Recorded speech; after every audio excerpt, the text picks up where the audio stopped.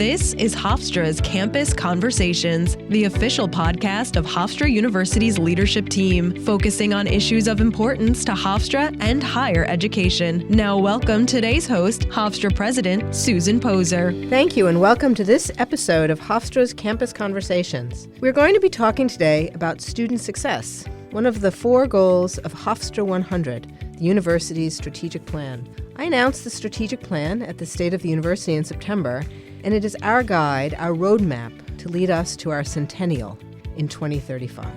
Joining me to talk about the future of student success is the Senior Vice President of Student Enrollment, Engagement, and Success, and Dean of Admissions, Jessica Eads. Jessica, thank you for joining us today. Thank you for having me. I'm really excited to talk about our plans. Now, before we dive in, can you tell our listeners a little bit about your background and how long you've been at Hofstra? Absolutely. So I've been at Hofstra for more than 27 years. I started actually working as an undergraduate student while I was here with men's basketball. Jay Wright, who was our coach at the time, really taught me everything I knew about recruitment. And then once I graduated, I started working with a basketball alum. After about a year, decided that coach wanted me closer to home. And so I came back to campus, starting as a research administrator in the smaller of our 2 liberal arts colleges at the time, New College. And so I've basically moved from that point all the way through to my role now. So it's pretty exciting. Your role as Senior Vice President. Yes. So this all sounds like significant and very positive change and kind of incredible for an alumna to now be in such a senior role at the university. I think it makes what I do so incredibly important, the fact that I'm an alum. And my team and I really take it to heart. And it's very important to us when we're reviewing applications, when we're meeting with students, to help students feel like they belong and that they are retaining on campus. Because for many of us, this is a place that we grew up, and it's a very special place for us. So I think being an alum really helps me in this role more than it could if I had graduated from somewhere else. Well, I did graduate from somewhere else, and I have to agree with you that this is a very special place, and that I was told that before I got here, a little over 3 years ago. It turns out it's really true. Yeah. So we're agreed on that. So let's dive into this goal of the strategic plan. It says that Hofstra will advance student success with a holistic approach that addresses the academic, social, and emotional needs of students. So what does this all mean? And aren't we already taking pretty good care of our students? Yes, we definitely are. Student success has always really been part of our mission. Like I said, so much a part of what we do in our unit here. But it really is important because the world has changed, right? And so, if you think about COVID and you think about social media and you think about violence in schools, all of these things, the world has changed, but so have our students and their reaction to things and generational changes that happen with students, right? So it's really important that as a university that we're reactive to what's going on and proactive with support and resources. And oftentimes it means we need to retool our teams and really think about how we can best support the students of today. And so what are some of the, what you might call sort of newer things that you're referring to that might not have been true 10, 20 years ago that now we really have to pay more attention to? I would say there's probably 2 things that come quickly to mind. One is we have now a new director of first-generation student success. 10 years ago, I don't even think we talked about that on a college campus. But now we really are aware of all of the differences in the way a first-generation student approaches college. Not only are we aware, but we're building resources for those students to be able to go to someone and say, hey, when you say this word like bursar, what does that mean? Because I don't have anybody who had given me guidance on what a bursar is. And bursar isn't a word that we just use all over town, right? Having a director of First Gen Initiatives really allows us all to think about the things we do every day that might cause a hiccup for somebody else. That's one example. The other example is years ago, we would never have thought that we needed a mental health support that was online. And now we have something called Timely Care, as you know, that allows our students 24/7 access to student health and wellness support, where they can chat with a counselor online. They can pick the counselor of their choosing and sit and have a session with someone in the comfort of their own dorm room. Isn't there a great line in Hamilton about where they say you punch the bursar? Well, maybe people do know what so the maybe bursar we word need is. we need to get a little more Hamilton back on the radio or something. Yeah. Okay. And so then sort of how does this all tie into the idea of a holistic approach? What do we mean by holistic? Did we used to do it piecemeal, or what does it all mean? I think it's more that we need to think about the services we provide and how one size just doesn't fit all, and that we need to tailor our services for the students that are coming to us today. Mm-hmm. It's a matter of, really thinking about different levels of support for different kinds of students that come to us from different backgrounds, diversity, resilience, et cetera. And we have to think about the issues that they're coming to the table with, and the fact that all of those issues are very different. There may be some academic challenges, some social challenges, some mental health issues, as well as some financial concerns. And so we as a team need to be able to know the person we're working with and respond to them and their needs as necessary. Very similar, actually, to Netflix, if you think about it, right? I'm sure when you log into Netflix, it presents you with things that are more appropriate for you, whereas I know in my house, if my husband logs in, it has very different shows. That's kind of what we need to do, right? Depending on the student that comes to us, we need to be able to present their needs and services for them that are appropriate for that student. So it's really treating the students as individuals with their own issues that they bring to the table and their individual needs. That's right. So why is Hofstra particularly well suited to be able to do this? I imagine every school would want to do this. Absolutely. I think we have everything that's needed to do this well, right? We're small. We have about 6,200 undergrads, another 4,000 or so graduate students, for a total of about 10,000, actually a little over 10,000 students here on campus.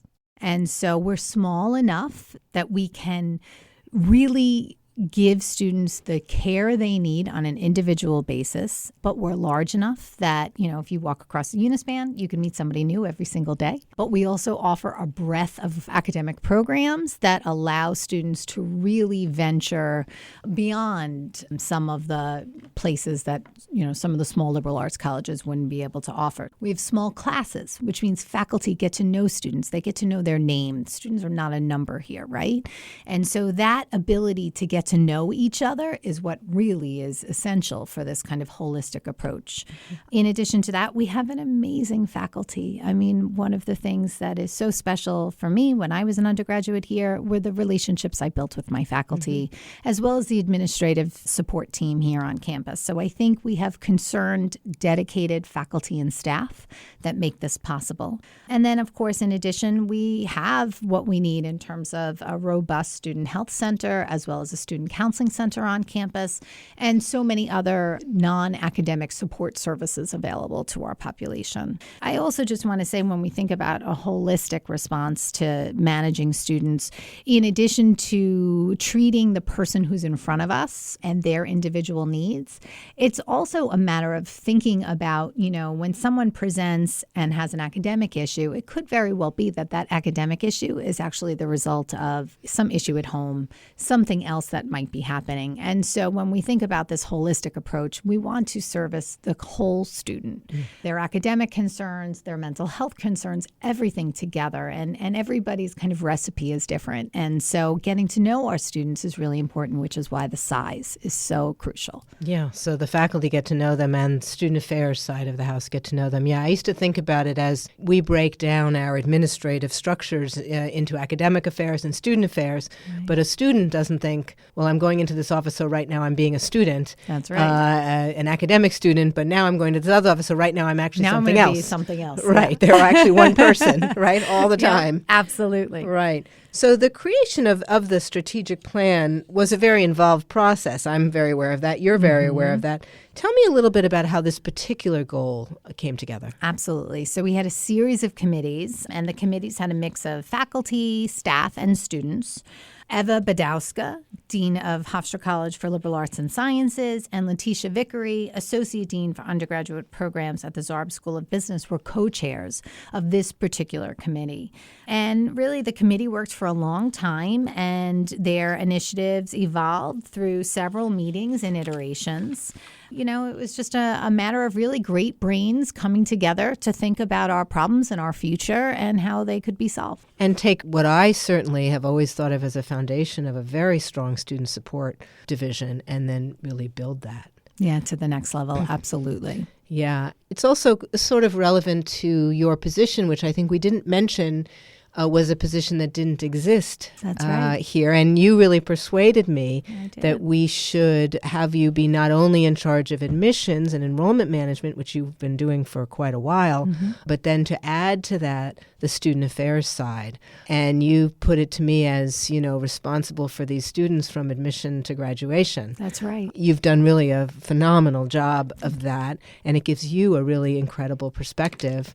And you must be getting pretty close to the year when the students you admitted are now graduating, and you've seen them all the way through. You probably have another year to go. That's right. One more year. One more year. So that'll be really interesting. I was telling some students the other day that I ought to be getting my bachelor's degree in May because it will be the end of my first 4 years here. Yeah. So is there anything else you want our listeners to know about student success? For students, you should know that your well-being is of utmost importance to us. We will help you, wherever you need help, whenever you need help. Even after graduation? Even after graduation, absolutely. Our Career Center, for example, is here for them as alum always. But so are our faculty. And that's the part that really does make Hofstra so special. For parents, I think it's important for them to know that we have the resources, the facilities, and the structures in place to have their students have a very successful time while they're here, and for Hofstra to be a launching pad for them to achieve all of their goals.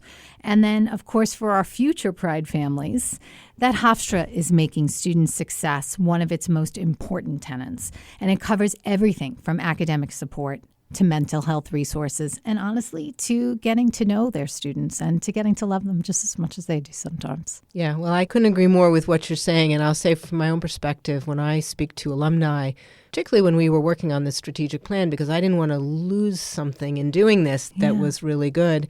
And I would ask them, what is it that made Hofstra such an incredible education, but also an experience that you are still so loyal? Most of the time, they say it was their relationship with the faculty, and that many of them then became friends with these faculty members once they graduated. They still call them for advice and speak with them. That's very special and I think really very unusual. It is, I will just say real quickly, one of my favorite faculty was Komala Shahani Denning.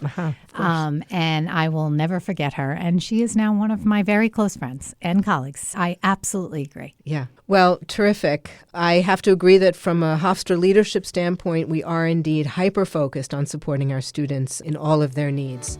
So thank you very much, Thank you. Senior Vice President Jessica Eads, for making time to talk today. And thank you for all that you are doing for the students here at Hofstra. It's my pleasure. Thank you so much. On the next campus conversation, Provost Charlie Reardon will tackle the fourth goal of the strategic plan, organizational agility. Find out how we as a university plan to be more nimble and more innovative. His guest will be Jesse Webster, Hofstra's Chief Information Officer. Thanks for joining us, and we will see you then. Bye.